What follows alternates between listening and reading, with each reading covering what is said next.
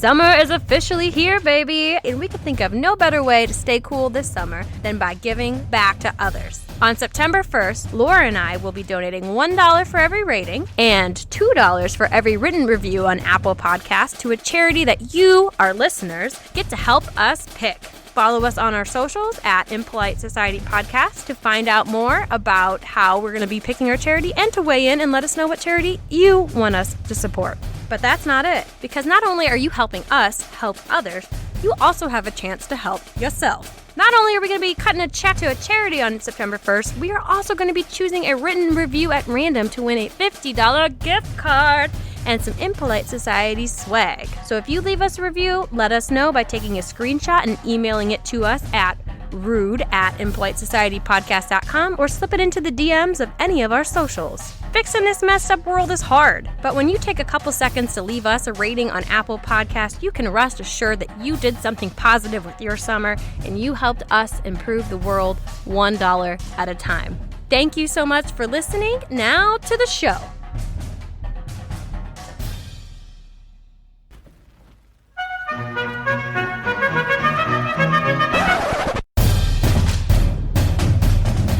You're listening to Impolite Society with Laura and Rachel.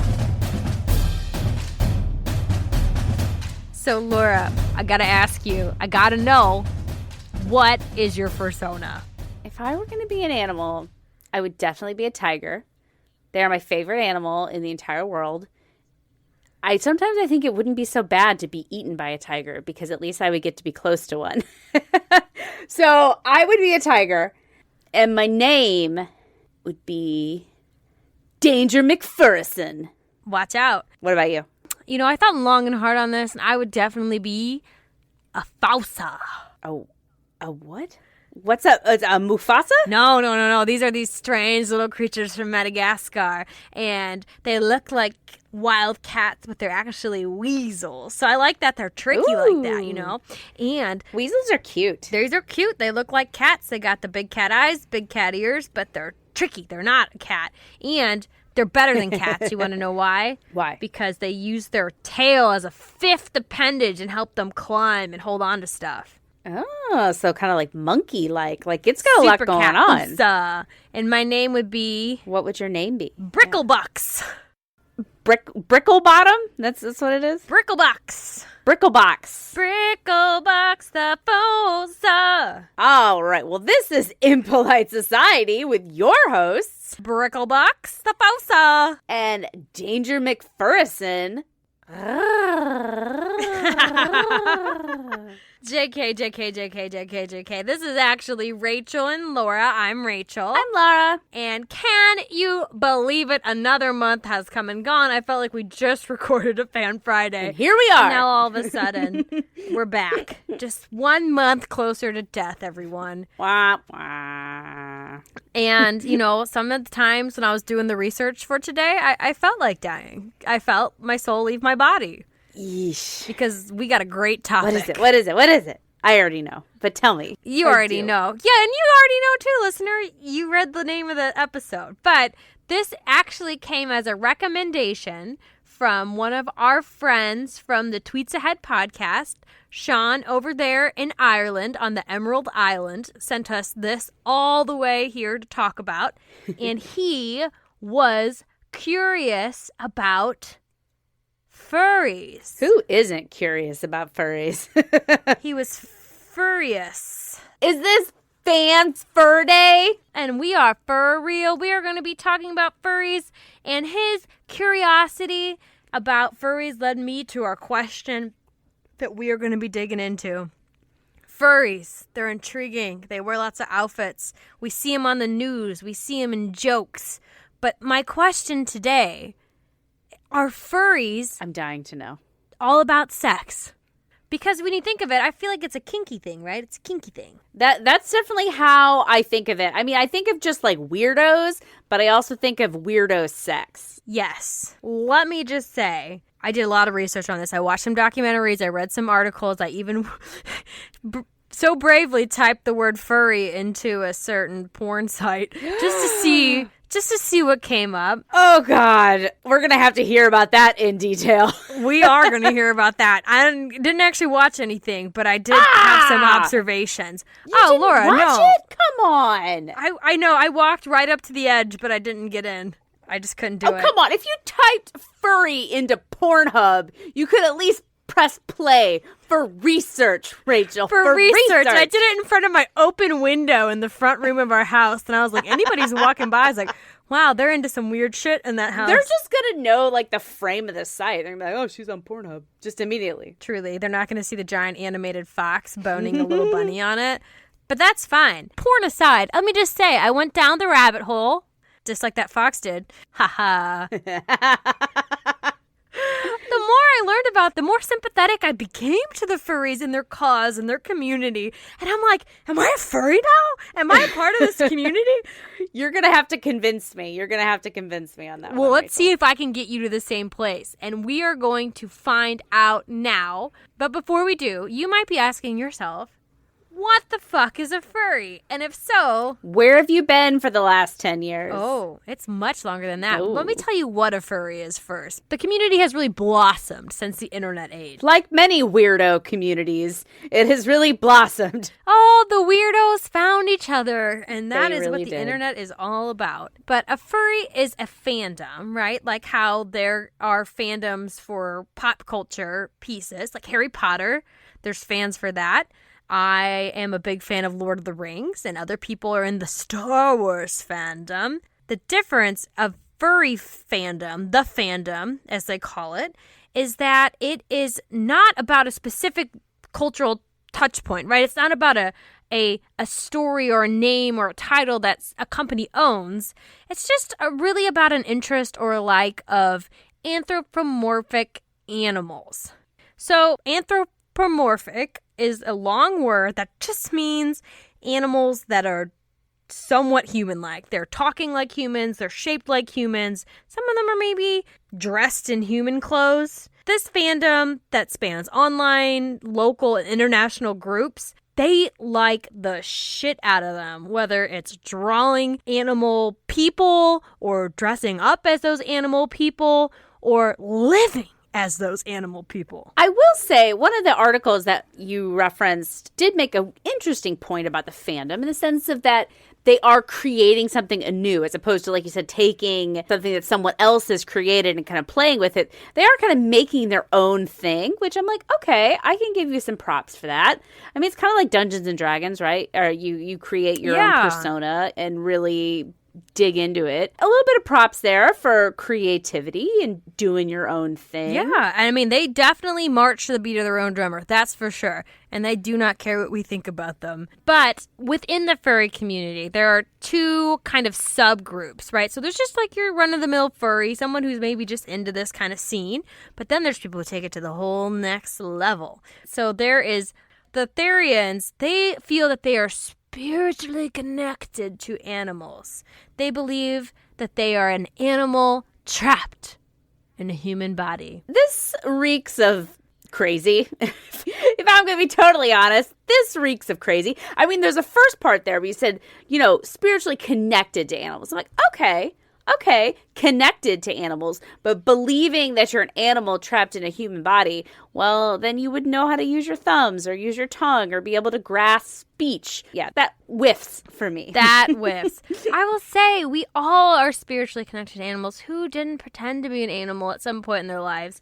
And you could be an animal. If an animal was trapped in your body, they would make it out. They would make it. I've met some people who I am very confident are actually jackasses trapped in a human body. Maybe sloths. I guess I could see some of those. And, obviously, Laura's a tiger. Which, I mean, you're basic. I'm sorry, but that's one of the more more common personas. They're the most beautiful thing that's ever walked this planet Earth. I mean, look at them. I don't know. Your Fausa has nothing on a fucking tiger. My tiger will eat the shit out of your Fusa. That sounds dirty. Yeah. Stop eating my Fusa, Laura. This is on the internet forever. But But that's just one kind. That's just one. You said they sound crazy. This is the more moderate of the two kind of subgroups. The other one, they take it to the next level. There's always another level, isn't there? They are called the otherkin. I feel like I've heard this term, and I don't know where. I've heard it. It's on the internet. Yeah. Usually as the butt of some joke. Yeah. But the otherkin, they're samesies to the Therians, right? But they aren't animals trapped in a human body. Oh, no. That's too... basic. Yeah, that makes too much sense. But they are actually mythical creatures trapped in a human body. From dragons to minotaurs to griffins. Somebody has been playing too much Dungeons and Dragons. Or does it make perfect sense? Because where are all the griffins? They got trapped in human bodies. That's why they went away. Is this really what Scientology is based on? Is the other kid? It's probably. The Thetans are all trapped in human bodies or whatever. I believe that Tom Cruise is a giant serpent in a human body. He's definitely an other or something. His eyes are dead. But these are the kinds of furries, right? They feel spiritually connected to animals. They like these animal cartoon characters. And we'll get into a little bit more about where these animal cartoon characters come from when we get into the history of the furries. Oh, jeez. The hist furry, as one might say. But who are the furries? And this is a very good question because they're not griffins in people bodies. They are people in griffin bodies, kind of. They put on the exteriors. But who are they underneath their costumes? We went to the one and only source for finding out, and this is a site called Fur Science. Oh, God. Which sounds reputable, but I think it's actually a site that's about helping parents come to understand their children's interest in furriness. And I'm like, that's actually very wholesome. Oh, it does. Those poor parents. Kid comes up and they're like, I'm a furry, Mom. And you're just like, I accept you. Let me do some Googling to try to understand. I'm trying to meet you where you are. Yeah, that I gave birth to a wolf in a boy body. God. Parenting. But who are they? They're mostly young people. Shocker. 75% are under 25. So they're young. They're probably a little bit more imaginative. I'm going to guess maybe a little bit late bloomers. Maybe. Not only are they young, but the vast majority are males. 84% are men. They can afford to not grow up, unlike women. That's another topic. Let's dig into that later. Sorry, go ahead. But not only are these furries mostly men, and young men at that, it comes as an absolute shock to nobody that they're also white as fuck. We need to do a podcast about white people shit. What is up with this? There's just so much white people shit. And according to furry.com or Furry Science or whatever, 83% are white. Yuck. Which is like, what do the last two Fan Fridays we cover have in common? White dudes. Sad white guys. Well, I should say that at least the furries are happy white dudes. All right. Immediately, I like them better than the incels, so. Oh, I'm like on board. Can I not say that enough? That they seem like really, okay, I wouldn't hang out with them. But they seem nice. It's a pretty low bar. If you wouldn't hang out with them and you can't even jump over that. I think that they're fine. I just like, I don't know if we'd have a lot in common. What you're saying is it's harmless, is what you're saying. It's harmless. And There they you seem go. to get a lot of joy out of it. Incels just suck joy. Furries create joy. Well, good for them. And it comes from joyful origins as well. So where did furries come from? Well, as we said, they're fans. But they're not fans of a specific title. So these are folks who came from science fiction conferences is where it was born. And the furry community is a lot older than I gave them credit for. Because at the top, you said, where have you been for the past 10 years? Furries actually go back all the way to the 1970s. Ugh, where all the weirdo science fiction conferences birthed all the weirdos. Before there was the internet for weirdos to connect to each other, there were conferences. That's exactly right. And it was at a conference in the 1970s where the furry movement began from art. Art created by a guy named Steve. God, I'm bad at pronunciation. Galatia. You didn't even say pronunciation correct, so I'm not so good at pronunciation. But no, his name is Steve. He's Steve Italian. This is Galacci? Galacci. Something like that. Anyways, he created this anthology of human-like animals, and it was called Albedo, and it was a comic book, I guess, is what most us normies would call it, but it was big, so it became an anthology. I don't know. But this anthology kind of got a cult following, and so folks would go and gather around his booth to listen to him talk. But then when the conference shut down, they would follow him to a hotel room, and they would gather there to continue talking about this comic he had written. So Furries, like many prom night babies, was conceived in a shitty hotel room. Oh, jeez. So the people started gathering in the hotel rooms after the conferences, and the term furry party became an official name for these in the year 1986. The official, quote unquote. Official. They had a flyer. It doesn't get more official than that in 1986. Throw a scrunchie on it and call it done. But they were just, all these people got together and they were like, oh, wow, I like to draw people animals. Oh, I like to draw people animals. And they were like, well, this is groundbreaking. Like it wasn't something that was present all the time in the funnies, but whatever. This doesn't sound very original, but okay. But they found their tribe, so good for them. They found their tribe or their pack or whatever. They found their crew. When you have these kind of angsty, nerdy people in a hotel room together at a conference, like what's really raring away is the hormones. So, of course, this furry community got sexy. It got sexy. And it started when somebody wrote into one of these cartoonist illustrators and said there wasn't enough sex in animal comics. Needs more sex. Oh, yeah. I mean, it's a fair critique of a lot of comics. Come on, Marmaduke. Garfield. Oh, Garfield God. and his lasagna. Oh, God. I bet somebody, I know it. I know if I were to Google Garfield erotic, there would be like some fan drawing. Well, it definitely got elevated, much like puberty. You know, if we start with the circle of life metaphor, they're conceived in a hotel room. They were born, and now they're hitting puberty and they're getting hormones and they're getting a little horny. Horny. And that's when a comic called Omaha the Cat Dancer was created. And she was essentially a cat woman. She's a woman who was a cat and a cat who was a woman. But she was also a stripper.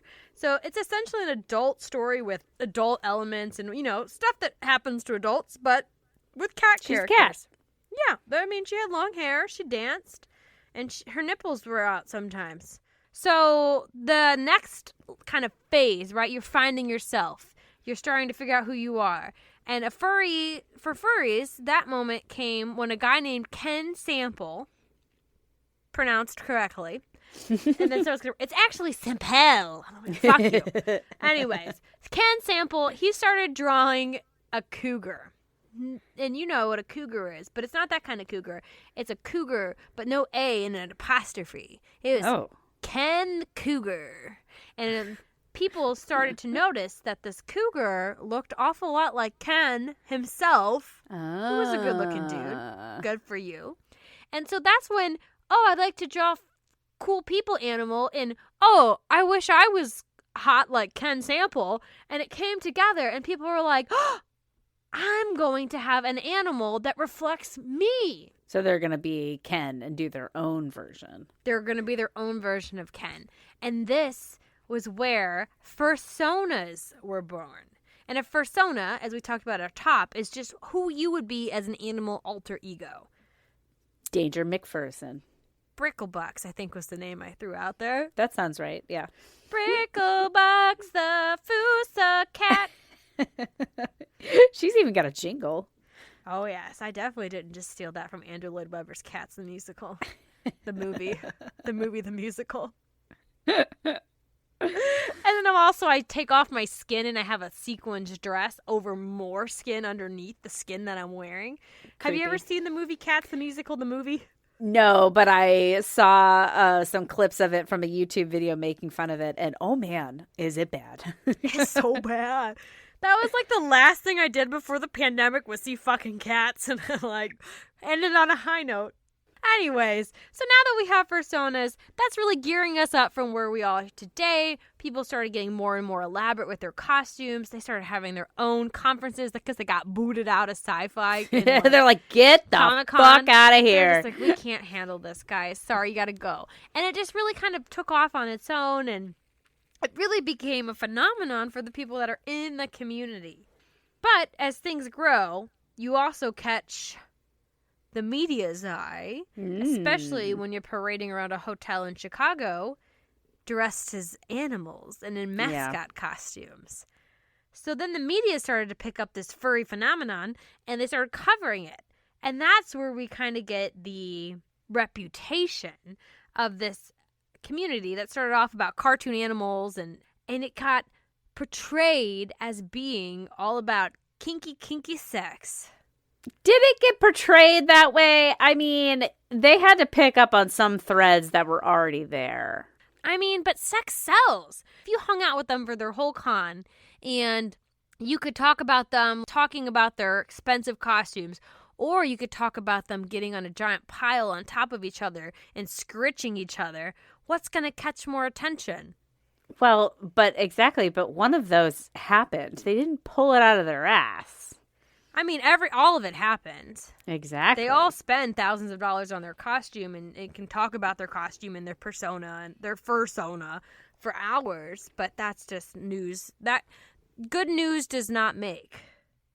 Yeah, but as you said, there are a lot of young males with a lot of hormones, and there's a healthy amount of sex mixed in there, as with anything of human nature, right? Oh, definitely. Yeah, and you let the cat out of the bag, because that was my grand reveal for why things get so sexy at a furry convention. But a lot of the sources that I read, they blame the media for this perception as furries just being a kink, which I kind of thought it was going into it. I thought it was just like, I like to dress up like an animal and fuck. I thought that's what furries were. I didn't realize that they came from Comic-Con or like science fiction cons. I didn't realize the whole art behind it. I literally just thought it was, people fucking in mascot costumes and also wolf girls on TikTok. That's literally what I thought it was.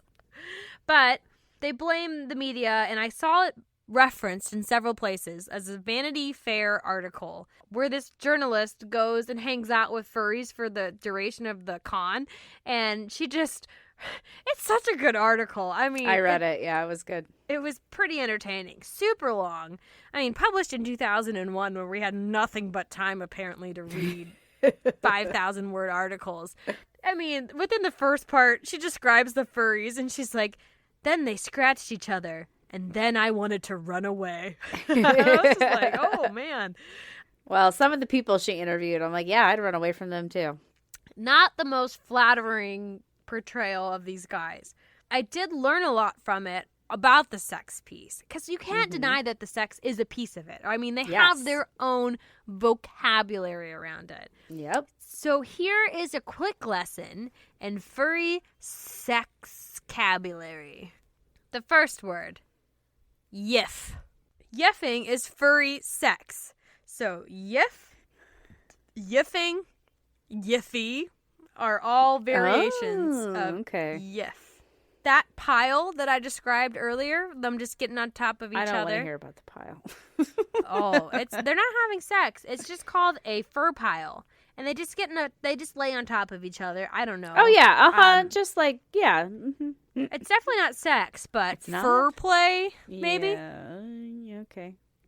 Getting everybody ready to splooge. Yeah, exactly. Splooge, which is another furry term. Which 3 guesses to what spooge means? I mean, splooge. Isn't that actually a term for cum? Splooge? Yeah, but I just take the L out and call it. So all you did, you just left the L out. You didn't do anything creative on that one, guys. No props. But it means semen.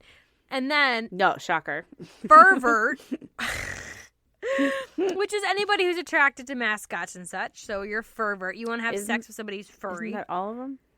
Okay. And then a plushie. Sorry. Which a plushie is somebody who wants to have sex with stuffed animals. No, I love stuffed animals. Leave the stuffed animals alone. Which I saw They're some so plushie sweet. videos on Pornhub. I was like, why would you... What? And then record? It was just interesting. But it's just so sad because stuffed animals are like such a symbol of childhood for me. And like, I loved my stuffed animals as a child. That's probably why they like it so much. I know. That's why it's so fucking creepy. You're defiling this symbol of childhood. Which I think something about childhood plays a part into this. When you think about stuffed animals, mascots, cartoon animals, there's something connected or grounded in childhood that's going on here. Something regressive going on. Yes. Yeah. And as we talked about, they're mostly young men, so we can expect them to be pretty yiffy. So, but it's more than that in the sense that the sex isn't something that's such a taboo in the culture. It's more celebrated and more accepted. So if you are a wolf, who is probably the most common kind of furry in the world. Everybody wants to be a wolf for some reason. But if you are a wolf, you know, you're a wolf, man. And what do wolves do? They run, they sniff, they yiff. You know, that's part of life out there in nature. So it's not like, ooh, yiffing. It's not frowned upon. It's just accepted. Like, people, they want to yiff. And since it has become a taboo, this is where I start to talk about my Pornhub experiences. Oh, tell me all about it. Where I typed in furry, and I was like, what's in there? And some of the people in the documentary I saw did cite porn as being kind of one of their touch points of getting into the community. But in looking at it, it was mostly animated porn, which also kind of makes you feel a little bit better, right? Weird. Harmless, right? Less harmful than other kinds of porn. Do they usually have human genitalia, or is it like anatomically correct for the species that they are? No. It looks like human. They have tits and penises because that's what we want to see in porn, but they're also like animals. And then, when they're in costumes, is it like a prosthetic that like looks, or is it just like a guy's dick flopped out and a vag flopped out? So what I see when it's actually people is that they're just wearing the masks in the hands and the feet. Because a lot of furries, that's all their costumes are, because costumes are expensive. So they just wear the heads and the paws and the feet, and then they wear their clothes over it so that it looks like they're a animal in clothes. See, this goes back to your, what is it? Therians or whatever. Yeah. Like, well, if you're really a human or an animal in a human body, then you don't, like, why are you attracted to human genitalia? You should be attracted to wolf genitalia. Not that that's better, but at least it's consistent. That article in Vanity Fair did talk about one of the furries who was engaged in bestiality. So I did see that, and I was like, I fucking hate you, and I hope something bad happens to you. Well, I couldn't really understand if he was fucking the dogs or if the dogs were fucking him. Either way, I'm not cool with it. Yeah, because I would have thought he was fucking the dogs, but then it said it started with the dog humping him, and I was like, oh, God. And if you want to hear all about this, we'll link the article in the show notes. Because it's a read, guys. It's a read. Yeah, I mean, clear your calendars, because it's going to take you at least an hour to read the whole thing. No, it was like 15 minutes. My kind of resounding takeaway, though, was I didn't feel like the porn that I saw. Granted, I did not watch any of it. What a disappointment. But I felt like the cartoon ones were the most accurate. But the ones with the people wearing the masks and the gloves and stuff, it just felt like they were leaning into something they thought was taboo or they thought was kinky. So much like many of the lesbian actresses on porn websites, I doubted they really lived that lifestyle. I think these were people who put on furry stuff and then had sex, and they call it furry porn because they think that furries just want to watch people have sex with a wolf head on. So that's furries in a furry little nutshell. That's in a nutshell what they are, where they came from, and you could really get into the psychology behind it, but we don't have time for that. And now let's get into our minute musings, because this is supposed to be a mini-sode. Yeah. So, furries, are they really that weird? At the top of it, you said these guys are weird, and we make a lot of fun of them. But at the same time, I loved BoJack Horseman, the show. Wait, like, how did you love It was a BoJack great Horseman? show, and that was anthropomorphic animals. And you like Jessica Rabbit. You've said she's hot. Of course I love Jessica Rabbit.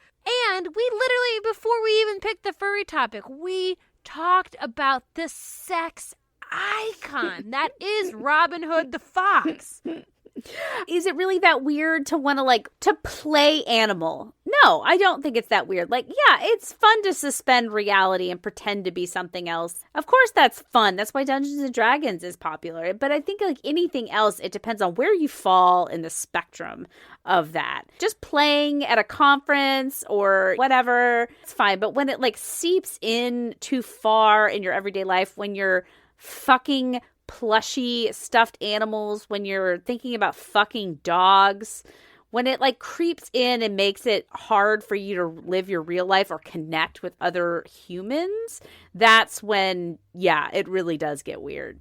But is it weird because it's creating that social isolation, or is it because we're isolating them for feeling that way? So obviously, put aside the plushies, put aside the bestiality people. That's a different ballgame, right? Mm-hmm. People who are just here about the community because they want to pretend they're a wolf or a lion or a tiger. And I mean, and that's fun when you're 12. But what's the cutoff for that? When you start to have real adult relationships, make a living, and be a real person.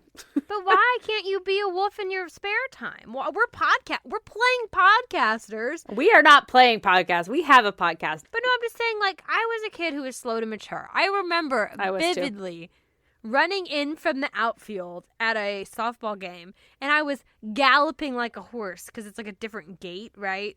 When you gallop. Yeah. And I was probably like 10, too old. I don't think that's too old to do that. I think that's to fine. pretend you're a horse at a softball game?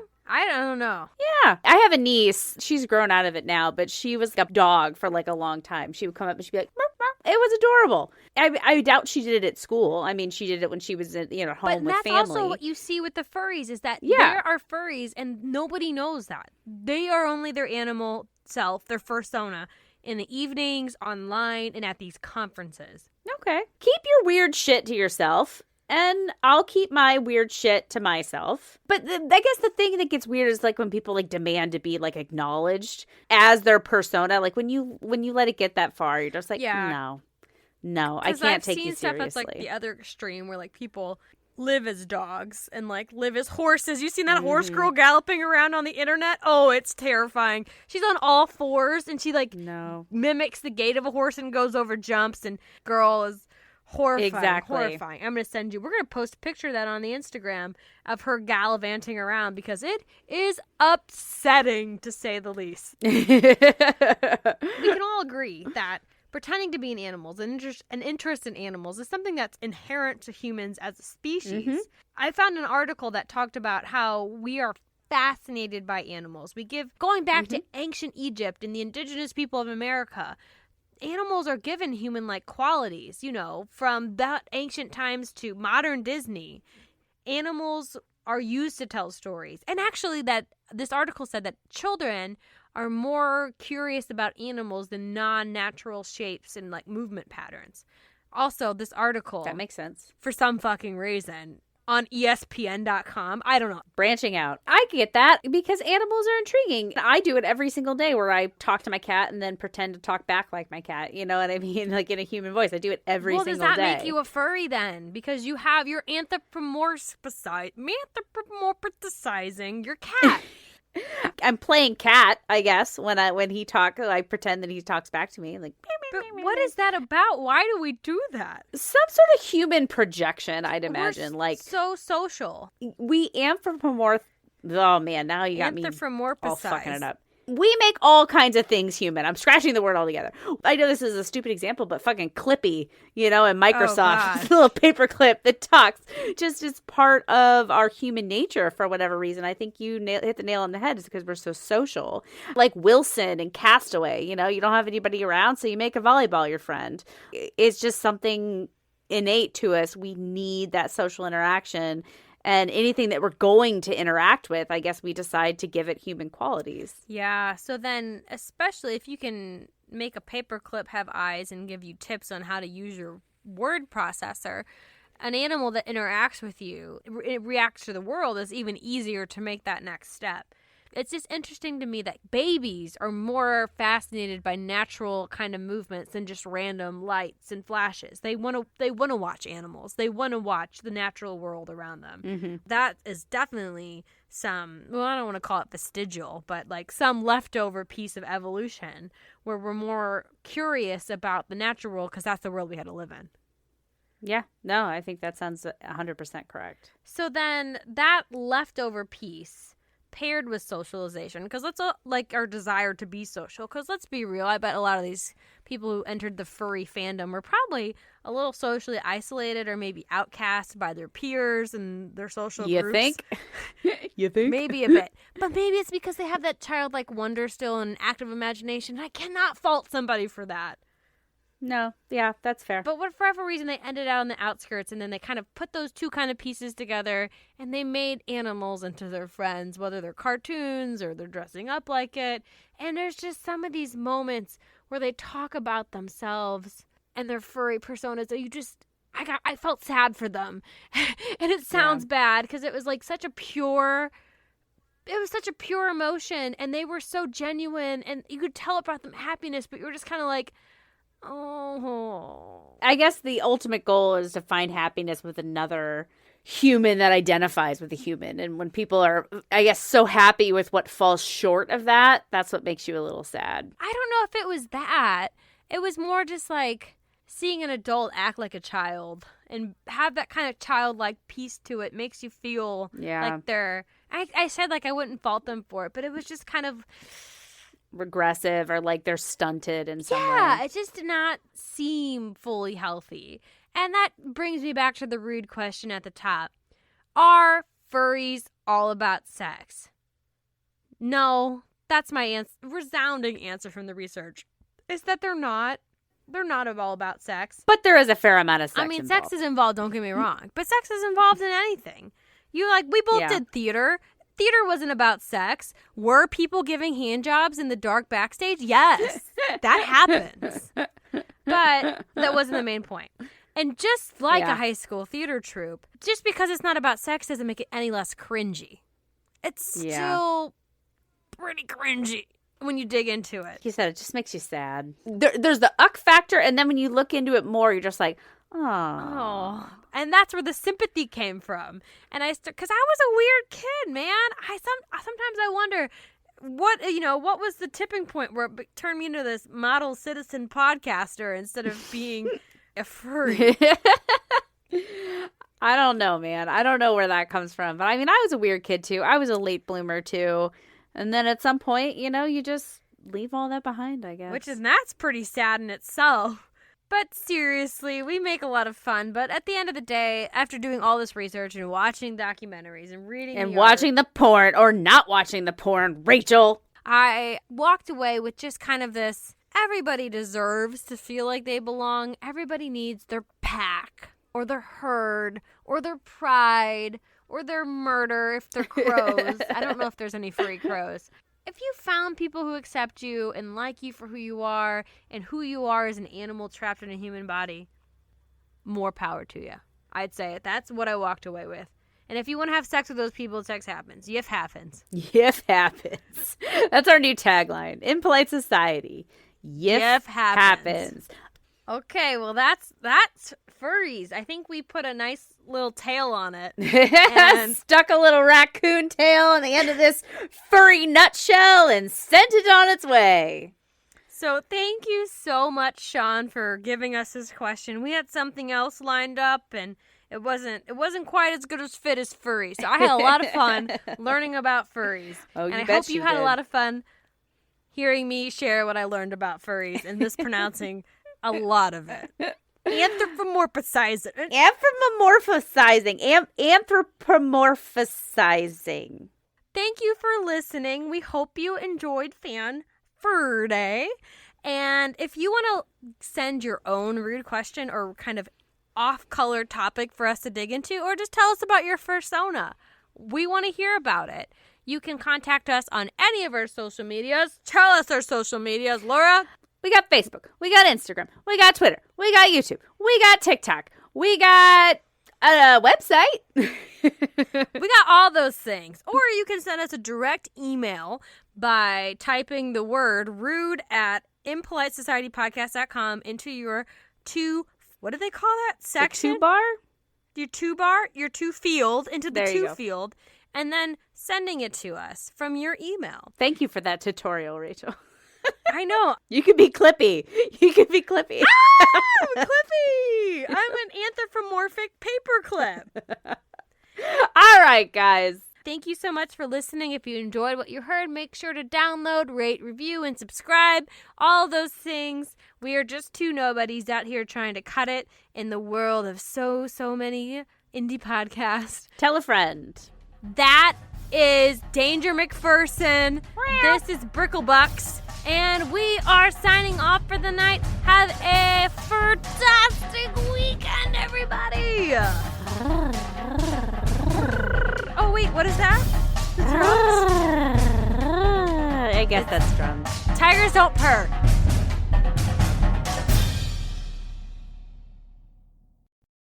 One, two, three. Clap! Shit. Oh, well, it's fine.